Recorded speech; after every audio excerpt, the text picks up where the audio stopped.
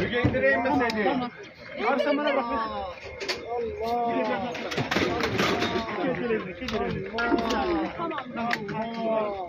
Tamam, olay yerine. Mehmet Bey. Hayır, olay yerine tekrardan bir değerlendirin. Toplam 4 yaralı var. Tamam. İkisini bir ekip aldı ama doktor Olay yerini değerlendirelim. Biz hastanın yerinde. olay yeri bizde o zaman. Hadi. Bu hasta bize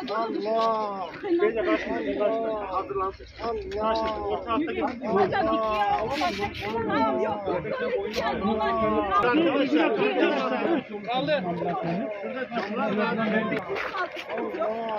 Çek biraz daha. Yukarı doğru.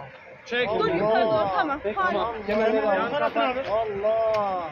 Allah! Allah! Bir dakika yavaş. Oraya. Kemer tutamazsın hocam. Kemer yukarı tarafı görünce. Burada hocam.